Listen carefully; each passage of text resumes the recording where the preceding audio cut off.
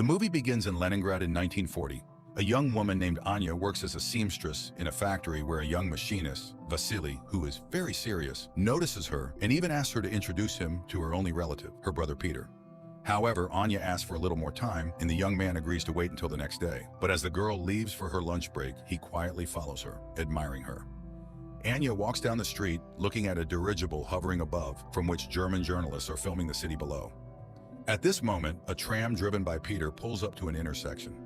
Suddenly, Anya realizes that a fast-moving truck is about to crash into the tram, and her brother will likely perish. Frozen in fear, she suddenly emits light waves that lift the truck into the air and throw it away from the intersection. The tram's windows shatter, injuring people, but a major accident is averted. This entire incident is captured on film by the journalists in the dirigible. As the shocked people try to recover, Peter jumps out of the tram, grabs Anya, and quickly takes her away. The girl regains consciousness in their shared room. Peter packs their belongings, urging his sister to flee Leningrad, although she is reluctant since they have already had to move several times due to her supernatural abilities manifesting at the most inappropriate times and attracting the attention of the authorities. Peter asks her to control her powers, but Anya is unable to master them as they are beyond her control. At that moment, representatives of the People's Commissariat for Internal Affairs burst into the room and arrest the siblings. An investigator named Ivan arrives at the scene. He interviews the victims, and one of the women recalls the strange girl standing at the crossroad. Back at the office, Ivan begins interrogating Anya, but she cannot provide any concrete information. She insists it was just an unfortunate accident, and then Ivan shows her photos from their previous residences where strange incidents and destruction occurred, prompting the siblings to move hastily. The investigator is willing to believe she is not a criminal, especially since he has also witnessed something very strange in his life. However, Ivan is unable to elaborate as his superior, Petrov, who turns out to be his father-in-law, takes Anya and leads her to the secret facilities managed by Professor Ilyinsky. The scientist welcomes the girl, explaining that she is special and now they will study her abilities. However, Anya refuses to cooperate until she sees her brother, and Ilyinsky promises to arrange a meeting for them. Meanwhile, Ivan cannot calm down, although Petrov, who is also his father-in-law, demands he forget the incident and focus on other matters. He had already barely managed to suppress his absurd report about an incident in Madrid. Returning home, Ivan tries to tell everything to his wife Vera, but she asks him to take a vacation and forget everything that happened. The action shifts to 1936. A group of Soviet soldiers, including Ivan, engages in battle with Spanish fascists in Madrid. Suddenly, a man in a strict coat and hat, wearing a strange mask, appears before them. Looking at the soldiers, he utters something incomprehensible, after which Ivan's comrades start shooting themselves one by one. Only Ivan finds the strength to shoot at the man in the mask. The man quickly disappears, leaving Ivan amidst his fallen comrades. The year is 1940.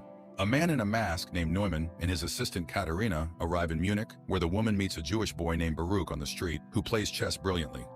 She offers him a ride with them, noting he can always leave if he does not like their school.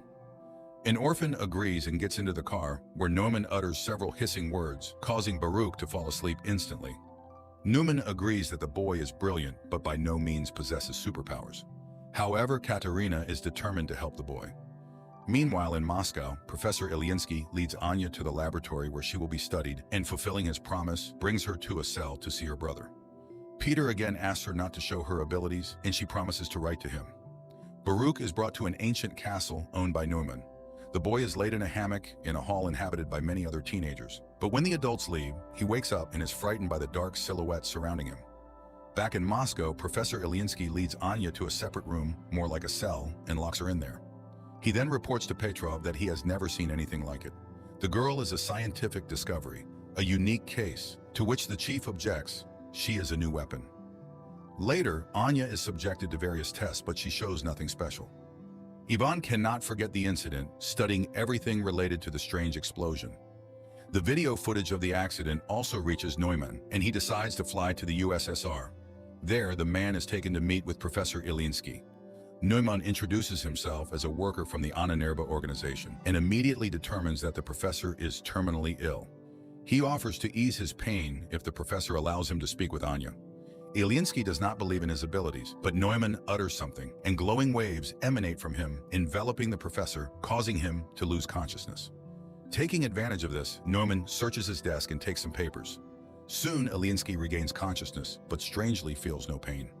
He agrees to arrange a meeting with Inye and leads the German to the laboratory.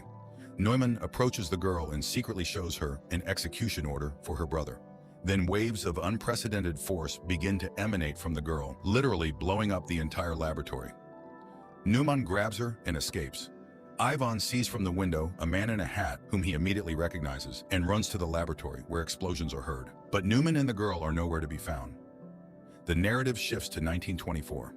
In a remote Karelian village, a woman lives with two children, Peter and Inye. One day they go with the village boys into the forest.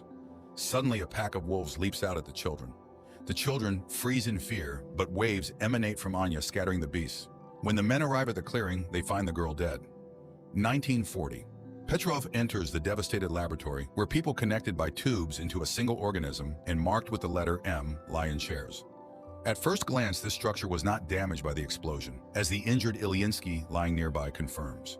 The professor reports that Inye caused all this and refuses to continue the experiments. Then Petrov shoots him. Afterward, he goes to Ilyinsky's colleague, who everyone simply calls Professor Lyubov. Petrov asks her to activate the M squad. Learning about the professor's death, the woman refuses to help Petrov, but he reminds her of her family, and Lyubov reluctantly agrees. On the train, a customs officer searches Neumann's compartment and finds an iron sarcophagus with Inye inside. Unsure of what to do, he goes for help. Meanwhile, Inye envisions her own funeral following the incident with the wolves. Frightened, she comes to, and Neumann informs her that he is saving her. Inye tries to run, but the customs officers, who decided to detain the strange German, stop her. However, he utters something, and the military personnel bring their pistols to their own heads. Neumann and Inye leave. At the same time in Moscow, Petrov reports to his colleagues that a member of the Ahnenerbe, which translates to ancestral heritage, Neumann has stolen a valuable exhibit from the USSR, the girl Inye. A squad has already been formed to pursue the German and will depart in a matter of days. Learning of this, Ivan requests to be included, but Petrov, feeling sorry for his daughter, refuses to do so. Neumann leads Inye to a spot where Katerina's car is waiting, and she drives the pair to the castle. It is apparent that the woman does not like Neumann's new toy, but he immediately says that Inye is just like him. At the castle, they are greeted by children whom Neumann calls his army. Inye is escorted to her room, and Neumann finds a guest in his office, Admiral Canaris, who is very interested in the scientist's research. But today, he has come to express his displeasure with Neumann's sabotage in the USSR, as it could start a war. Neumann reassures him and invites him to a formal dinner. Meanwhile, Inye is startled by a sound and sees Baruch in her room, trying to open her window to escape the castle. But Katerina and Neumann appear and stop him. While Katerina takes the boy away, Neumann tries to convince Inye that the castle is a paradise, and no one wants to leave of their own volition. And Katerina brings Baruch to a bedroom, reminding him that he must speak only German and not tell anyone his real name if he wants to live. But when she leaves, the other teenagers attack him. In Moscow, Ivan asks his wife to help him get enrolled in the squad, after which he goes to Professor Lyubov. He is interested in whether hypnosis can make a person do what another wants. The professor asks him not to travel to Germany, but he is determined to find the man in the mask. In the castle, Inye finds Baruch hanging. The boy tries to explain that the others hate him and beat him, therefore he wants to run away. But Inye admits that it was the same for her until she became strong, and he can too. Later they find Neumann in the park, who promises Inye he will teach her to control her power. He explains that he inherited the castle from the person who adopted him, and now it serves as a refuge. He has set up Anya's room according to her taste and hopes she will like it here. Grateful, Inye sits down at the sewing machine, unexpectedly remembering how the villagers burned their house, calling her a witch. Then her brother saved her, though their mother died in the fire. Back in Moscow, Petrov enrolls Ivan in the squad and asks the commander to ensure that he does not return. Leningrad, 1937. Returning from Madrid, Ivan writes in his report everything he witnessed, but Petrov does not believe him, noting that if the soldiers shot themselves, they could be declared deserters. Tired of trying to convince the young man, Petrov takes him to Professor Lyubov. 1940. A special forces unit travels to Germany in a grain car. Ivan warns his comrades about Neumann's peculiarities, but it seems they don't quite believe him.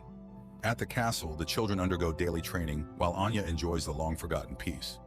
In the morning, Katerina brings her a box with a new dress sent by Neumann for her to wear at his birthday party. The girl goes out to the hall where the children are preparing decorations for the evening, and then they head to training. Baruch is afraid of heights and falls from a rope ladder, but no one pities him. After that, it's time for shooting practice, but the boy throws his pistol down and runs to the local cemetery where Neumann finds him. Baruch asks to be let go, but the scientist promises to teach him not to be afraid. Meanwhile, Squad M climbs out of the wagon, and Ivan remembers his training in 1936 before being sent to Madrid. Then his comrades met him coldly because he was the boss's son-in-law, but Ivan earned respect through hard work and cleverness. And now he is on a special mission. Suddenly, they are hailed by an old man who turns out to be their liaison and must take them to the castle. At the same time, Petrov is informed that the squad has successfully crossed the border. Guests start arriving at the castle. Neumann welcomes Canaris and escorts him to the hall where music plays, and ladies and gentlemen drink and talk about the beautiful evening. Neumann himself is enchanted by Anya's beauty, and she gives him a hand-embroidered handkerchief she made for him. Later, guests deliver laudatory speeches in honor of the birthday boy, and he invites Anya to dance to the envy of the present ladies. Canaris notices Katerina's displeasure, but the woman remains cold, rejecting his advances. She dislikes Canaris's interest in their wards, and he tells her that people are already coming for Anya from the USSR. Squad M reaches the forest house of their liaison, who supplies them with weapons and draws a path on a map, but then shots ring out. German soldiers have caught up with the saboteurs. A battle ensues and the Russians win. Later, the commander finishes off the wounded enemies and, unexpectedly for Ivan, shoots the liaison, indicating that they have no orders to return. At the castle, Canaris agrees to play chess with Baruch, and the boy wins. The admiral admires his genius, but upon learning that the boy is Jewish, he pulls out a pistol. Anya sees the man aiming at the child, and her powers activate. Guests watch in horror as everything in the hall begins to rise into the air. The admiral himself is lifted up, but at that moment Neumann grabs the girl by the shoulder. She faints, and Canaris falls to the floor. Everything stops immediately, but people scream and scatter. The furious admiral orders all children to be destroyed within 3 days and departs. Neumann escorts Anya to her room and admires her because today she managed to stop. The girl does not understand why it is necessary to destroy the Jews, and Neumann reminds her that no one pitied them either, as they were not like everyone else. The man returns to his office where Katerina awaits him, but he does not accept her attentions because he is seriously captivated by Anya and hopes to succeed with her. However, Katerina is saddened by this turn in their relationship and reminds him of Canaris's order, but Neumann intends to make a profitable deal. The action shifts to Neumann's childhood when children laughed at him and drove him away. His parents were forced to put a mask with a digital lock on him so he couldn't harm anyone, and the boy suffered greatly from this. One day, his father complained to the landlord that his son was hindering his ability to fulfill his duties as a tenant, and the man came to see the unusual child. They explained to him that Neumann scared all the guests and caused his father to lose a finger. The year is 1940. The morning after the dinner, Anya goes out to the hall, but the servants who witnessed yesterday's incident look at her warily. Then the girl goes to the park, where she is met by an armed Katerina, but seeing the guards, she returns to the house. Later, Neumann conducts a meditation for the teenagers, asking Thor to give them strength. Anya sees this and asks for permission to start training. Neumann orders Katerina to stay at the castle and wait for guests, and he takes Anya away. Meanwhile, the squad continues to move through the forest. Soon they find a rubber boat at the prearranged place. Neumann puts Anya on his personal plane and takes her to his parents' house. Landing, they walk across a bridge, and suddenly Neumann asks the girl to remember her brother. Her powers activate. Water rises up, carrying fish and creating a reverse waterfall. But then the man calls her. Anya comes to her senses, and everything returns to normal. However, now she can use her powers when she needs to. Soon they enter an old house, and Neumann recalls how he was taken from his father's home. Lastly, his mother writes down the password to his mask on a piece of paper, and little Neumann leaves their lives forever. In the present, he tells that his father was a harsh and cruel man, often beating him and his mother, so he promised himself that his child would never be unhappy. The man remembers how his patron removed his mask and wanted to throw it away, but Neumann did not allow it. The man informed him that he would now take care of him, but he must trust him. Soon they arrived at the castle, where the patron confessed that every person has the right to be happy, and the boy lived for the first time like a normal child. But a year later, war came. His patron went away on business, and their home turned into a hospital. Neumann helped as best he could. Once he had to assist in the amputation of a leg. The soldier was in great pain, and then Neumann activated his powers and relieved the poor man of his suffering during the operation. Later, he confessed to one of the nurses that he loved her. The adult woman laughed at the boy but said she loved him too. But one day, he caught his nurse with one of the recovering soldiers, and in a fit of rage, he made the soldier kill himself with a hammer. They caught him, gagged him, tied him up, and took him away from the castle. In 1940, he tells Anya that his parents died, so he is so happy to have found her. The girl lights candles in the fireplace, using her new powers, which delights Neumann. They drink wine and then become close. At night, Inye dreams where Baruch dies and wakes up terrified. She asks Neumann to return to the castle. Meanwhile, the squad reaches the river. One of the soldiers is wounded and runs out of strength. Then he takes his own life so as not to be a burden to his comrades. Only 3 remain, but they still row towards the castle. And there, Katerina, who can't sleep, reminisces about the past when she helped her mother, who worked in a psychiatric hospital, where one day they brought in a tied-up boy named Neumann. She then freed him, and he promised never to harm her. The year is 1936, Leningrad. Petrov attends a lecture by Professor Ilyinsky, where he discusses a significant discovery in the field of controlling human memory and emotions.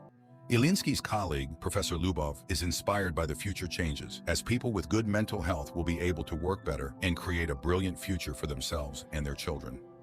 The Project M envisions a new society where happy people with immense productivity and willpower will live. Petrov asks about the use of these discoveries in the military sphere, arguing that if a new society is to be built, it must be able to defend itself. However, Lyubov categorically opposes totalitarianism. After the lecture, Petrov offers Ilyinsky full support for their program if he agrees to operate under military auspices. But Ilyinsky sends him to Lyubov as the ideational inspiration behind the project. However, the woman flatly refuses to cooperate with the military. That same day, she is hit by a car in the street. Later, Petrov returns to Ilyinsky, informing him of the unfortunate accident with his colleague, and Ilyinsky reluctantly agrees to cooperate. Again, 1940-year Germany. The 3 remaining members of the squad reach the castle's territory. Surprised by the lack of security, they enter the premises. Petrov receives a summary of incidents in a specific area of Germany and realizes that everything is going according to plan. His boss is horrified. His people have left a very noticeable trail, which could easily lead to the USSR being accused of provocation. But Petrov assures him that everything was planned this way and there will be no international conflict. At that moment, his daughter calls and he rushes home. The squad members reach the castle and, splitting up, begin to explore the premises. Meanwhile, Petrov finds Vera in a hysterical state. She is going mad with worry for her husband, and the father decides to take action. At the same time in the castle, Katerina reads a book to the children, and seeing her nervousness, they calm the woman. She orders lights out and leaves, just as Ivan enters the hall from the other side. Seeing the children in front of him, the man lowers his weapon and leaves. The children remain motionless. The soldiers continue to explore the castle, and now the squad leader enters the hall with the children. But he does not lower his weapon and prepares to shoot. Then the children attack first. The commander fires in all directions, but the teenagers throw their clothes at him and knock him down. The eldest orders the pistol handed to Baruch to kill the enemy, but the boy cannot shoot the man, and the man manages to wound him with a knife before being killed. The children carry the bleeding Baruch to the bedroom, leaving the soldier's body on the hall floor. The 3rd squad member, a female warrior, finds Katerina's office and engages her in a shootout. Katerina flees, but the woman catches up to her and they fight. The woman is defeated when Katerina pushes her away. Seeing her opponent unconscious, the German grabs a pistol but doesn't manage to shoot because Ivan appears. Threatening him with a pistol, the woman captures him. In Moscow, Petrov brings his daughter to Professor Lyubov and asks her to erase the girl's memory. Lyubov is outraged by this request, as the love for a husband is the most precious thing in Vera's life. However, under military pressure, she agrees and performs the necessary manipulations, while Petrov's subordinates methodically clear their apartment of photographs and items belonging to Ivan. But one photograph falls under a chest of drawers, and the soldier does not notice it. After the procedure, the girl regains consciousness, but does not remember her husband at all. At this time, the teenagers attack Ivan, not noticing Katerina, and wound him in the arm. The woman drives off the aggressive children and escorts the wounded man to Neumann's office, where she admits to Ivan that she recognized him because she had seen him in Madrid. He asks why her master kidnapped Inye. Could it be that he wants to use her in the war? Katerina assures him that he still doesn't understand. People are petty and greedy creatures fighting for power. Neumann is unique. He is ready to seize all power on Earth to save the world from war. Meanwhile, Neumann and Inye arrive at the castle and find a wounded woman on the threshold. The scientist finishes her off with a pistol while Inye runs to the bedroom to the teenagers and finds Baruch dead. At this time, Ivan is bandaging himself while Katerina explains that they teach the children survival by developing their skills, because their destiny is to save the world under Neumann's leadership. The woman offers to help him escape if he will help her. But before Ivan can hear her out, Neumann enters the door. The Russian immediately picks up a pistol and takes the woman hostage. However, the German informs him that he does not care about her fate, which visibly upsets her. At that moment, Inye runs into the office and uses her power to knock Ivan off his feet. But when she recognizes the man, Neumann quickly takes her away, leaving the Russian with Katerina. In Moscow, Professor Lyubov mourns Ilyinsky when Petrov brings her folders with the names of the condemned, whom she can save by including them in Squad M. She remembers how after the accident, Ilyinsky came to her in the hospital.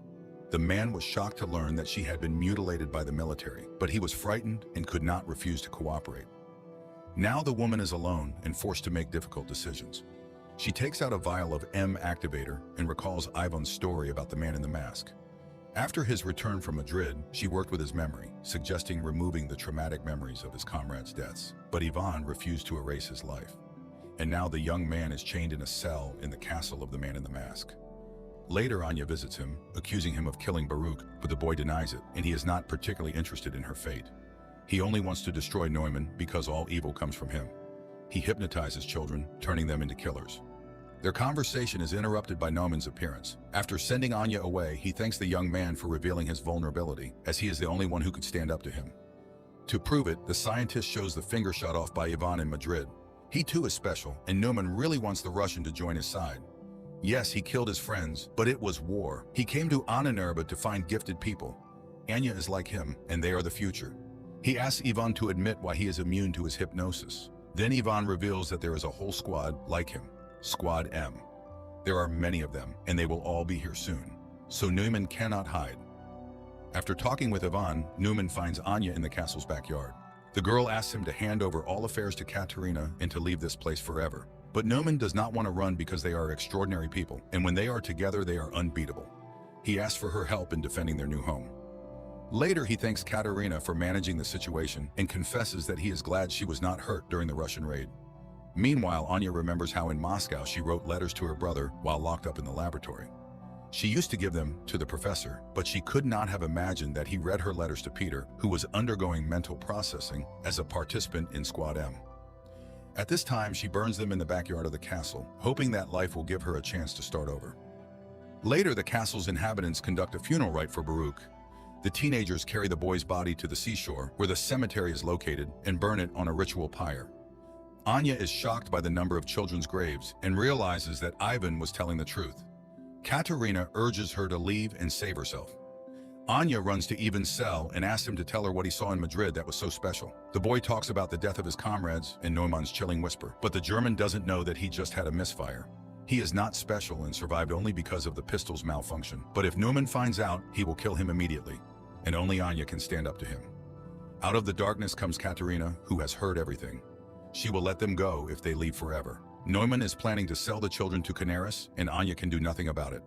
They are weapons, and it is high time the Russian understood this. But Inye runs away while Katerina frees Ivan from his chains and advises him to make sure the German never finds them. Meanwhile in Moscow, Petrov enjoys his daughter's good mood, hoping she will meet another man, marry, and give him grandchildren. The girl is lively and cheerful, unaware that the photo under the dresser awaits its moment. At this time, Neumann orders the Russian man to be killed, and he goes to look for Inye. Meanwhile, Katerina leads Ivan to her car, where Neumann's guard catches up with them. He engages in a fight with the Russian, and when he is about to kill him, Katerina attacks the guard. The guard is much stronger, and Katerina has to shoot. The teenagers hear the sound and run into the courtyard while Katerina puts Ivan in the car and drives him away from the estate. Neumann finds Inye at the cemetery. The girl asks him to let the children go, but he refuses. They are insignificant to him because he hopes to build a new world using their combined powers. Moreover, they will definitely have a son who will be the strongest and greatest on the planet. Hearing this, Inye wants to leave. Then Neumann sees Katerina's car and realizes what she is about to do. He puts on his quantum mask, which greatly amplifies the power of his voice, and begins to speak while Ivan stands on the car step and aims an assault rifle at him. The mask works. Katerina's car loses control and crashes from a high cliff into the water, but Ivan manages to jump from the step and survives. Then, members of the second Squad M, who were heading to the castle, covering for the distracting maneuvers of the first squad, open fire on Neumann. But the soldiers are programmed for total destruction, and one of them engages in a fight with Ivan, not realizing he is an ally. The young man has to kill the soldier. Neumann asks Inye to activate her power, and the girl begins to do so when she recognizes one of the soldiers as her brother. Neumann is knocked down by her force, rocks crash from the sky, and the girl runs to Peter, realizing that this time he is indeed dead. Anya's powers activate again when Neumann falls from Ivan's shot. The girl mourns her brother as teenagers appear on the road. Ivan grabs Anya and drags her away while the children pick up Neumann's body and carry it into the castle. The Russians run to the airplane and manage to take off at the last moment. 9 months later, Neumann, who survived the injury, listens to Hitler's speeches and experiments with a new kind of influence on people, broadcasting his voice through radio equipment. Meanwhile, in Anya's native village, a bearded Ivan arrives from the woods as his woman is about to give birth. Pregnant Anya is dragged into the village where women come to help. As the birth proceeds, an announcement about the start of the war with Germany is broadcast from the speakers. Later, surrounded by streams of power, Anya gives birth to a healthy baby boy. Neumann is immediately informed by a fortune-telling girl. Then one of the villagers recognizes Anya and hurries to tell his fellow villagers whom they have just helped. But Ivan stops him when bombers appear in the sky, from which a large number of paratroopers descend.